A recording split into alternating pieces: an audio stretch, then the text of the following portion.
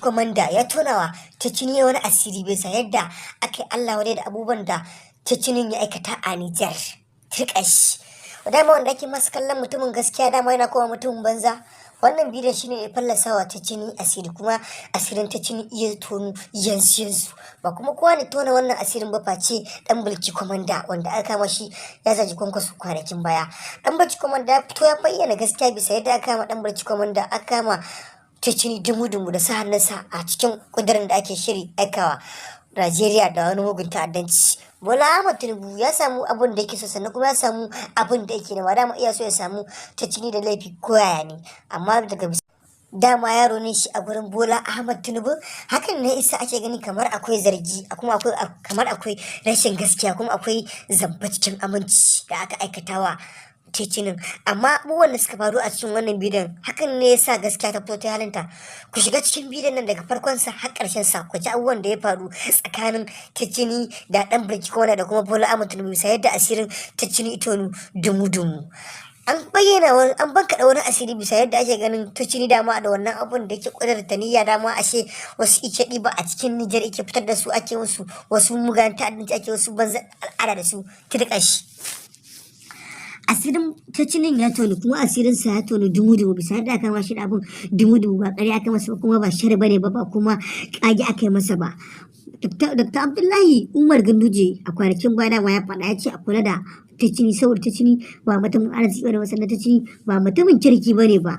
Ashe wasu abubuwa da suka faru a cikin Faransa da Nijar da Najeriya kwanakin da suke ta rigima suke cin afkuwa shugaban ƙasar Faransa da ma duk abubuwan da Tecini ke yi kallon sa ke yi turƙashi. Shi ma fita ya fallasa wa Tecini asiri shugaban ƙasar Faransa ya ce abin da yasa bai fara tona Tecini asiri ba saboda kar a ce yayya ce kuma kar a ce zargi ike kuma kar a ce dama sansa ne baya yi. Tunda asirinsa ya tonu to shi ma zinna zai karasa fallasawa Tecini wani asiri kuma zai kara tona masa asiri wanda sai kallon Tecini mutumin arziki su dawo daga rakiyarsa wanda suke masa kallon uba su daina kiransa da Tecini uba saboda ba uba bane ba dan ta'addan ne amma a ɓoye.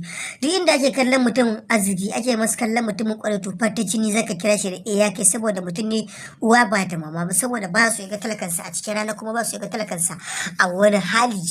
Wannan dalilin ne isa mutane suka fito su ɗan Nijar suka fara Allah wuri da abubuwan da Tecinin ya gada kuma Allah wuri da rayuwar Abdurrahman Tecini. Tecini ya fito ya fashi da kuka kuma ya ce shi ba shi wani ba sannan kuma wannan abu an masa ne dama don a bata masa tafiyarsa kuma an masa ne saboda a bata masa kariyarsa saboda sun tabbatar a kowanne da suke kallon Tecini da kirki kuma suke masa kallon kamar uba a gurin su suna masa kallon uba da ya haife su saboda bai bar su a wulakance ba kuma bai bar su a rana ba. Dr. Bola Ahmed Tinubu ya yi murna sannan kuma ya yi farin ciki sannan kuma za a gurfanar da Tecini a kotu saboda tantance gaskiya kuma a bambance aya da tsakuwa a ji gaske ne ko kuma a'a ƙarya ne ko kuma a'a zamba aka masa cikin aminci.